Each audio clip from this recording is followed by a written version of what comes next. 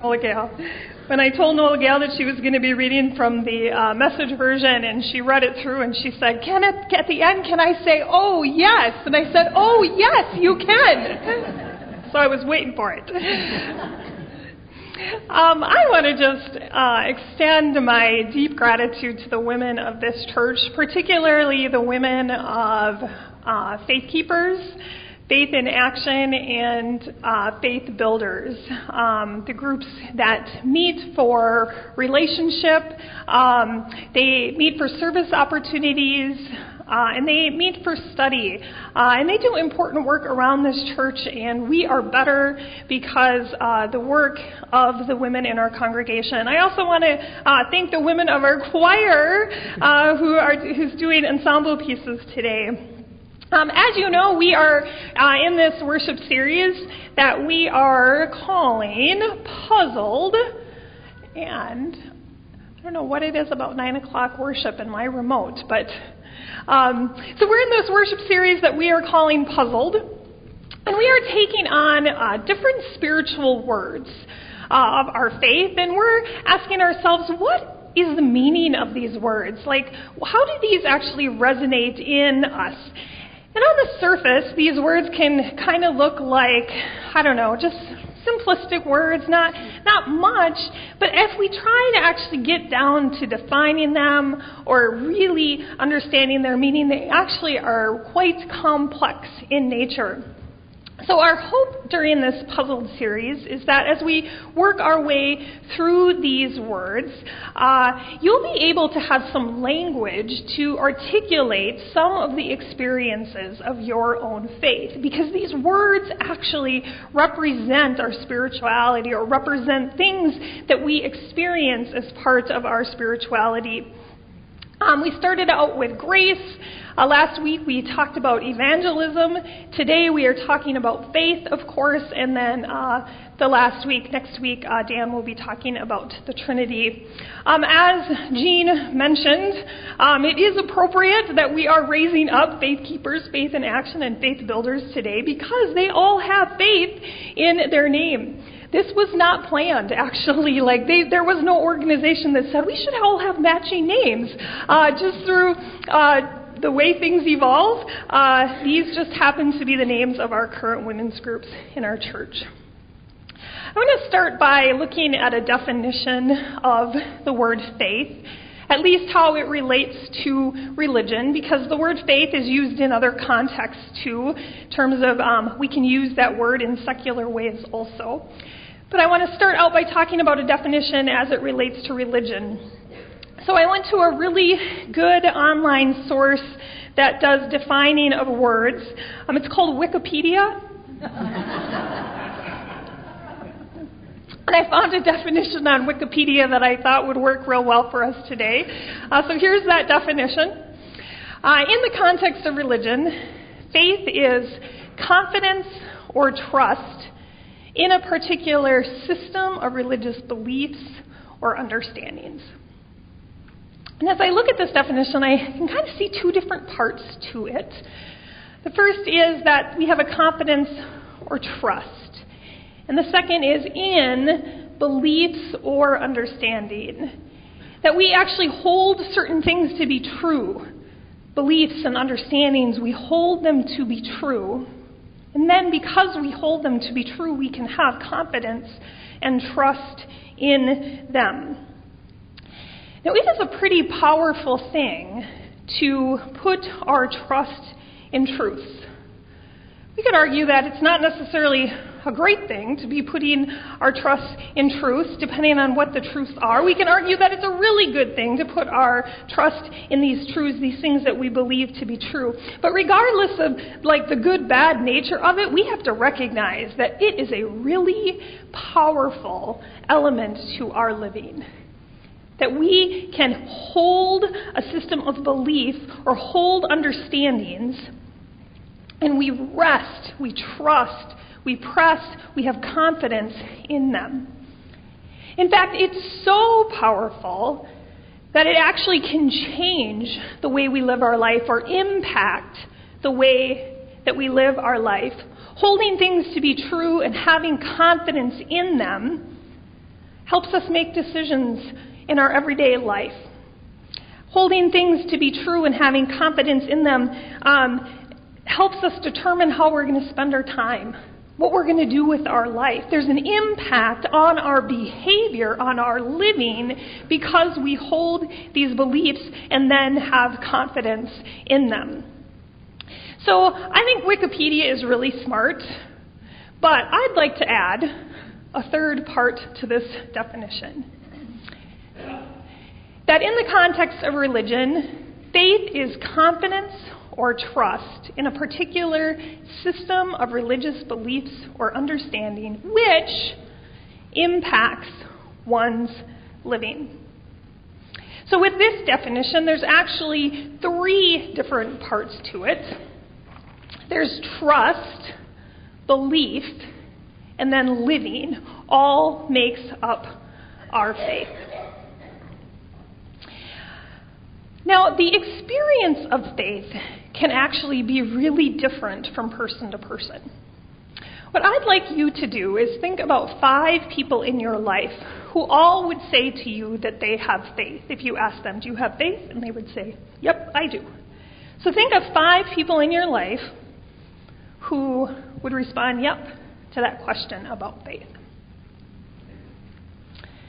Now what I want you to do is I want you to think about whether their faith is all the same, what it looks like, how it plays itself out, the beliefs that they have, the type of trust that they have, and how it impacts their everyday living. Of those 5 people, some of them might play out in a similar way, but there's probably some differences. And if you're looking at 5 and if you're looking at 10, certainly you're going to see a variety of ways that faith plays out differently in people's life, that they have different experiences with it. And we get this variety in the way that we experience and live it out because of this middle piece to this definition. These underlying beliefs and understandings that we have can vary from tradition to tradition, from person to person. And it is those beliefs that are at the center of this that help shape the things that we put our confidence in and how we actually live out these beliefs in our life. Right now, we have a special conference going on of our international denomination. The United Methodist Church is an international denomination. There's short of 1,000 delegates meeting in St. Louis right now as we all are sitting here who have a wide variety of beliefs around LGBTQ plus rights. And we are trying to come to some kind of understanding of this issue in our church as a denomination. But we are not all of one mind on it from an international perspective and even from a national perspective. And the reason is because this beliefs piece in the middle, people, the delegates there have a wide variety of different beliefs, and it's impacting the things that they put their trust in and how they live out their faith. Faith is not a generic thing. It comes in all sorts of different flavors. It comes in all sorts of different varieties. It comes in all sorts of different experiences. Well, what I'm not going to do is get into, what are the different belief systems that are out there? I won't get into that today, but what I would like to do is talk about the experience of faith, some of the varieties and the flavors of how this relationship actually plays itself out, and go through 3 different examples of ways that it plays itself out. And what I would like you to do is, as I go through these examples, be thinking about, does this describe my experience with faith? Maybe one of them really will hit you or resonate with you, or maybe parts of different ones will resonate with you, or maybe you will recognize, I was like that at one point in my life, but now my faith actually looks a little different. It kind of looks like this one over here. So we'll go through 3 different experiences. The first experience is the type of faith that is described in the book of Ephesians, which was our scripture reading for today. We've been using the same piece of scripture through this worship series. And as I mentioned a couple weeks ago, the book of Ephesians was written by the Apostle Paul. And the Apostle Paul was an incredible church planter. He would go into an area and he would gather people and he would share the gospel message with them, and they would become believers. They would catch on to this faith of what was known as the way at that point, and he'd make them into a church. And then when they got their traction, he would leave and he'd go to another area and set up another church, and then he'd correspond with them, send them letters back and forth in order to encourage them or correct them or give them guidance in what they were doing. So the book of Ephesians is the letter that the Apostle Paul wrote back to the church of Ephesus to encourage them, to actually tell them that they were doing a really great job. And in the piece that Nola Gale read for us earlier, Paul is reminding the people of Ephesus of 3 different things: belief, trust, and living. Paul says Christ will live in you as you open the door and invite him in. That is a belief that Jesus can live in us, a belief that we can hold true, a truth that we can hold. And then there's trust. With both feet firmly planted on love, you'll be able to take in with all the followers of Jesus the extravagant dimensions of Christ's love. This is trust and confidence that we can firmly plant our feet on love. And then we will live full lives, full in the fullness of Christ's love, of God. I think about the Apostle Paul often, actually. There's just so much to be said about Paul. But one of the things that I think about when it comes to Paul is, what was the motivating thing that made him do this work of planting churches? What was this thing that was underlying him going from area to area and setting up these churches and even getting put in prison under harsh circumstances in order to share the message of Jesus Christ with others? Well, the thing about Paul is Paul had an incredible conversion experience. You guys probably know the story. He was on a road one day, and this experience happened to him where the presence of Jesus became really real in his life, and it changed everything for him. There was a line in the sand of Paul, actually Saul before and Saul afterwards. This conversion experience drew that line in his life. I know that some of you have had a conversion experience. I know that some of you have had that marker in your life where you can talk about what your life was before and what your life is like afterwards, after you got faith in your life. Some of you went from little understanding or no understanding or little belief or not much belief or no belief to a lot of belief, to trust and confidence in your life in just a short amount of time. And a lot of times when people have had this type of conversion in their life, their faith then becomes about transformation. One conversion experience, and then they continually seek transformation in their lives. There's a phrase out there called born again, right? And sometimes that phrase is used to talk about that conversion experience, but another way to say it is that we are always being born again. That we might have a single conversion moment in our lives, but we will constantly have smaller conversion, transformative experiences throughout our life. We are always being born again. This is a powerful kind of faith that often motivates people to share their experience with others, just like the Apostle Paul shared it with others. The second kind of experience that I want to talk about of faith is more of a conviction type of faith. This describes the people who always seem to have faith in them. Like they don't even remember what their lives were like before they had it. It's deeply embedded in them, woven into the fabric of their lives, baked into the very being of who they are. They don't know anything besides this trust and this conviction that they have. This is a picture of my grandma Cookie. My grandma Cookie turns 99 next week. And she's a leap year baby on top of it, so next year she'll be 25.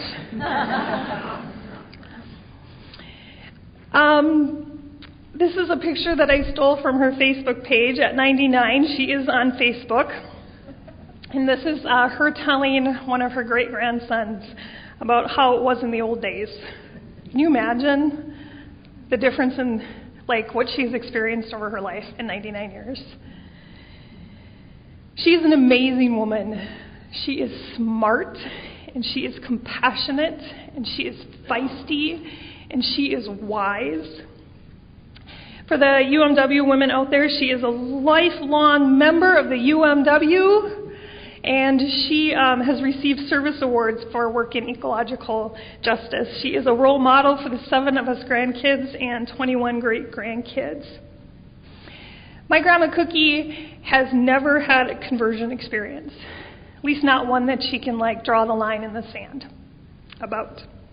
But she lives a life of incredible conviction and beliefs and understandings on what it means to be a disciple of Christ in the world. She doesn't know anything but faith in her life. She's not known a day without it because it's in the core of her very being. I bet you some of you know this experience where it is just embedded deeply in you. You've got deep roots of trust and confidence that are based on deeply held convictions. This is a steadfast faith. The third type of faith experience that I want to talk about this morning is that which is a deliberate type of faith. For whatever reason, some of us are built to question, to have some skepticism in us. We're just built that way. We don't know why. It's just who we are. Our minds do this thing of questioning and wondering. So when it comes to this belief part of faith, there's lots of exploration and wondering and, like I said, questioning. We have to work out our beliefs in order for it to make sense to us before we actually can put our trust in it. Now, I want to acknowledge that sometimes people who are built like this can feel a little guilty about their faith. They can feel like these doubts or questions they have might mean that they don't have enough faith or that they don't have enough confidence or trust. And I also want to acknowledge that sometimes people who are built like this can be judged by others. Why do you have these doubts? If you just had enough faith, then you wouldn't have these doubts. But I want to tell you today that if you are built like this, you are fine. In fact, you have a beautiful, some of you are nodding your heads. In fact, you have a beautiful, strong, deliberate, thought out faith. Your wanderings and explorations have made your faith into what it is. And like I said, I saw some nods out there. I know some of you that have this deliberate type of faith. Judy Luukkonen was a participant of the Grove for about a year. She moved here from Michigan to be close to her daughter who lived in Minnesota because Judy had cancer and she wanted to be near her daughter and her young grandkids because she knew that it was terminal and she would die from it. Judy was an absolute delight because she was only with us for about a year. Not a ton of us got to know her, but those of us who did get to know her just found her to be an absolute ray of sunshine at the Grove. Well, Judy was one of these people with this type of faith. She would question, and she would wonder, and she would explore. It's just how she was built. But it didn't keep her from pursuing faith. It didn't keep her from leaning into it. It didn't keep her from recognizing the good things that are part of religion or the good things that are part of spirituality. In fact, it created this deliberate faith journey, one that was carefully thought out, and one that finally gave into the mystery of it all. Of life, the mystery of death, and the mystery of life beyond death. Getting to the point where you can hold these questions and doubts in this space of mystery is part of deliberate faith. So as I went through those examples, was anybody like, hey, that's me. I'm kind of like that one. Or I'm kind of like that one and that one. Or at this point in my life, I was like that one, but now I'm like this one. And you might have some other examples out there, too, of how you experience faith that don't even fall in these three. Here's the thing, church. Our church, the Grove, recognizes that faith is a shifting thing, that it changes over time. In fact, if you could pull out your bulletin, you grab it. Look at the front cover. And the third paragraph on the front cover. So front cover, and then the welcome statement is on the bottom of the front cover. And then the third paragraph of our welcome statement talks about the shifting nature of faith. Let's read that together. You started? Yep. Transformation. Where beliefs are formed and reformed in community. People of the Grove, as we celebrate the ministry of the UMW today, they have given us some great advice for our faith. My hope for you today is that you are a keeper of the faith, that you put your faith into action, and that you find ways to build your faith. Amen.